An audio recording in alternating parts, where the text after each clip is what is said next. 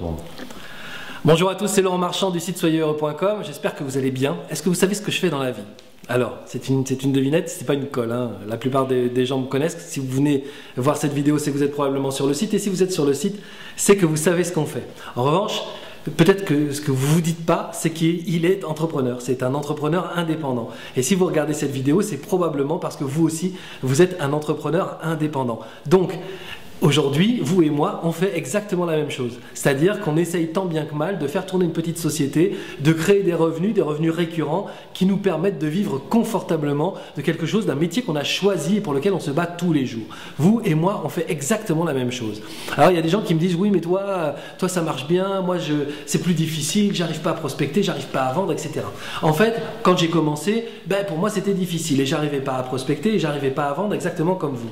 Et après, j'ai commencé à travailler avec des gens. Alors déjà, j'ai été le bras droit d'un mentor pendant 2 ans, ce qui m'a vraiment pris sous son aile et qui m'a expliqué les systèmes qui font que on arrive à faire de l'argent, on arrive à trouver une idée, on arrive à la développer, on arrive à avoir une stratégie à court, moyen et long terme, etc. Et on arrive après à vendre des produits et comment. Donc lui, il m'a expliqué ça. Et après, parce que j'ai travaillé sur Internet, parce que j'ai travaillé avec des partenaires, j'ai appris, j'ai fait des formations en marketing, j'ai fait des formations en développement personnel aussi, pour savoir comment je devais, moi, me comporter en tant qu'individu au sein de cette petite entreprise indépendante. Après, j'ai partagé avec mes partenaires et j'ai partagé avec des partenaires qui n'ont pas fait les mêmes choses que moi et qui m'ont apporté leurs astuces, leurs systèmes. Et voilà. Et aujourd'hui, fort de toute cette expérience, fort de toutes ces informations, je peux arriver à faire tourner ma société correctement et vivre confortablement des revenus que j'obtiens par la vente de mes ateliers ou par la vente de mes programmes en ligne, des programmes de développement personnel. Alors aujourd'hui, je fais cette vidéo parce que si vous aussi vous êtes indépendant, il y a fort à parier que vous cherchez vous aussi à créer des revenus récurrents et conséquents pour vivre confortablement de votre activité d'indépendant. Alors avec Luc-Marie et Lissalde, on a mis au point un atelier qui s'appelle Indépendant, faites de votre métier un business rentable. Pourquoi? Parce qu'il y a beaucoup d'indépendants qui travaillent, mais très peu qui parviennent à en faire un business rentable. Et aujourd'hui, on a vraiment structuré un atelier qui va vous permettre en 4 jours de poser des actions et de prendre des décisions qui vont créer un business rentable avec votre métier. Alors c'est quoi cet atelier? Il se divise en 4 parties. Après je ferai d'autres vidéos pour vous expliquer plus précisément, plus en détail chaque partie. Mais en gros, voilà comment ça se passe. La première partie, c'est la réconciliation de soi et soi. C'est-à-dire que moi je suis un individu, hein. J'ai une famille, des enfants, j'ai une maison, j'ai des loisirs, etc. Mais à côté de ça, je suis aussi un travailleur indépendant. Je suis aussi un professionnel qui met du temps, des qualités, de l'énergie au service de son métier. Et quand on est un indépendant, la plupart du temps, ces deux soi, le soi individu et le soi organisation, se mélangent un peu.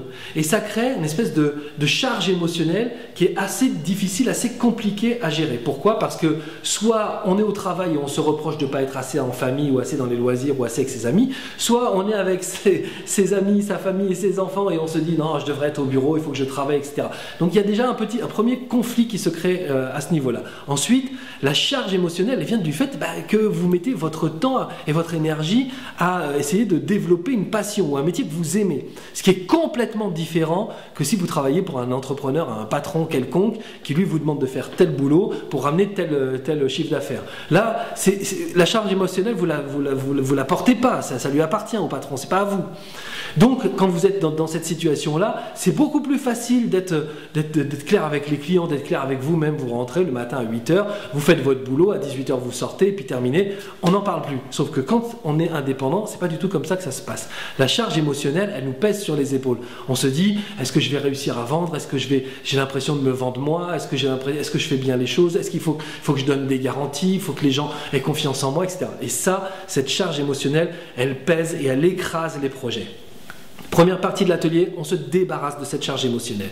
Deuxième partie de l'atelier, on travaille dans la relation de soi à l'autre. Pourquoi? Parce que l'autre, c'est le prospect, hein, c'est celui qu'on démarche. C'est aussi l'audience, c'est-à-dire ce sont les gens qui s'intéressent à nos produits sans les acheter vraiment, mais qui lisent nos produits gratuits, nos e-books, qui s'intéressent à nos conférences, etc., mais qui ne consomment pas encore. Ceux-là, il faut vraiment leur parler correctement, il faut arriver à leur dire que voilà, il faut créer avec eux un lien de confiance en fait. Et ce lien de confiance, il existera à partir du moment où justement on est débarrassé de cette charge émotionnelle et qu'on a compris comment il fonctionnait, ce qu'il attendait. Après, il y a le client, celui qui a sorti le chéquier ou la carte bleue, qui achète nos produits. Celui-là, il faut lui vendre honnêtement son son produit, il faut que son produit, enfin le produit en tout cas, dont on a vanté les qualités, il faut qu'il tienne ses promesses. Et avec ce client-là aussi, il faut renforcer un lien de confiance. Et après, le fidéliser pour que ce client-là vous amène à la fois des nouveaux clients, mais aussi des revenus récurrents. Et ça, il faut savoir le faire. Aujourd'hui, tout a été remis en question il y a 1 an ou 2. Pourquoi? Parce que la crise a fait en sorte que tout se casse véritablement la gueule et que les gens, les consommateurs, donc c'est-à-dire vous et moi aussi, hein, on est consommateurs aussi, se posent la question de savoir mais maintenant comment je veux consommer, quoi. Je veux dire, le seul truc qui était la garantie, l'icône de la garantie dans mon monde à moi, c'était la banque. Et ben le coffre, et ben même eux, on peut plus avoir confiance en eux. Donc qu'est-ce que je veux faire de mon argent? Comment je veux le dépenser? Avec qui? Etc. Donc les consommateurs réfléchissant comme ça, aujourd'hui, ils ne veulent plus, et tant mieux, merci, ils ne veulent plus entendre le discours de la télévision et le discours de la publicité, de la réclame. Ils veulent des gens fiables qui vendent des produits fiables. Et ils ont raison.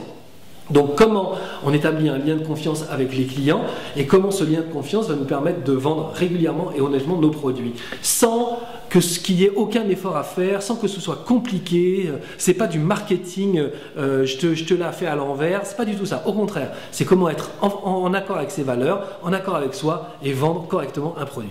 La troisième partie, ce sont les outils. Pourquoi les outils? Parce que les gens me disent, oui, enfin bon, il faut aussi penser au chiffre d'affaires. Non, non, pas du tout. J'ai appris avec mon mentor quelque chose d'extrêmement intéressant, c'est que il ne faut, en tout cas quand on est entrepreneur, il ne faut pas se concentrer sur le chiffre d'affaires. Il ne faut pas, c'est une erreur. Pourquoi? Parce que le chiffre d'affaires est la conséquence des outils qu'on a mis en place pour le générer. Donc, intéressons-nous aux outils. Plus ils sont fiables, plus ils sont efficaces, plus ils répondent aux besoins, et plus ils vont générer du chiffre d'affaires. Donc, quels sont les outils qu'on utilise pour générer du chiffre d'affaires? Quels sont les outils qu'on va utiliser pour qu'ils soient fiables et qu'ils répondent vraiment aux besoins de l'organisation, mais aussi aux besoins du client? Donc ça, c'est vraiment une partie sur laquelle on va se pencher et on va étudier à la fois les outils qui nous permettent de vendre là, quand on est en face du client, mais aussi des outils virtuels qui vont nous permettre de vendre pendant qu'on sera sur la plage à se dorer la pilule aux Caraïbes. Là, on a des sites internet, on a des produits virtuels qui peuvent être vendus, qui peuvent être, les gens peuvent s'abonner à des produits virtuels qui vont générer des revenus et ces revenus-là vont vous permettre de vivre confortablement. Ça, c'est vraiment les outils. On va les voir un par un parce qu'il y en a beaucoup. Et ces outils-là vont vraiment vous permettre de générer du chiffre d'affaires en plus de tout ce que vous allez vendre en direct. Ça, c'est la troisième partie. Et la dernière partie, c'est l'organisation. Pourquoi? Parce que quand on a connaissance de toutes ces informations-là, on se dit, la première chose, c'est bon, par quoi je commence? Donc l'organisation, on va travailler ensemble pour mettre en place une espèce de planning. Alors, ce n'est pas véritablement un planning parce qu'il n'y aura pas de notion de temps, mais c'est on va dire, une liste de tâches, pour faire court, qui vont aller de ce que je fais maintenant jusqu'à ce que je vais faire après et après et après pour arriver à mon projet fini, développé, qui contente à la fois ce que je souhaite et en même temps qui me satisfasse financièrement. Donc l'organisation, ce sera le 4e point du programme. Alors, derrière cette vidéo, avec Luc Marie, on va faire encore 4 autres vidéos et dans chaque vidéo, on va vraiment détailler ce que sont la relation de soi à soi et pourquoi on est véritablement coincé par ça. Ensuite, pourquoi dans la relation à l'autre aujourd'hui, il faut vraiment tout changer pour arriver à créer ce lien de confiance dont je parlais tout à l'heure. Ensuite, on va voir les outils les uns après les autres, en tout cas assez rapidement parce qu'ils sont très nombreux, et comment ces outils-là vont vous permettre, avec une assurance garantie, de générer du chiffre d'affaires, que vous soyez là ou que vous ne soyez pas là.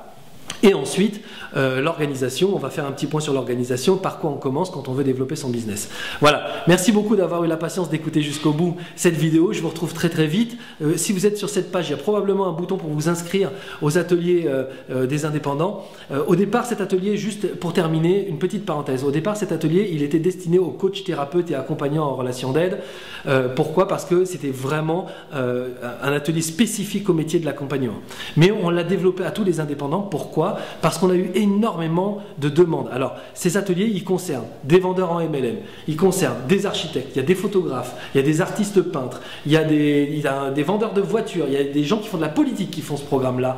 Il y a eu, qu'est-ce qu'on a eu? Il y a eu plein de, voilà quoi, il y a des pharmaciens, il y a des pharmaciens qui sont venus, voilà, il y a toutes les professions indépendantes ont été représentées dans ces ateliers, que ce soit par le programme en ligne ou que ce soit dans les ateliers en réel. Donc, quelle que soit votre profession, en même temps, si vous avez avez un doute, ça ne vous empêche pas de nous envoyer un mail, hein.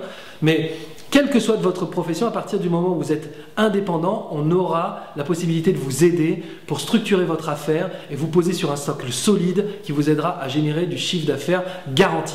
Voilà, merci beaucoup et à très bientôt pour les 4 autres vidéos. Ciao!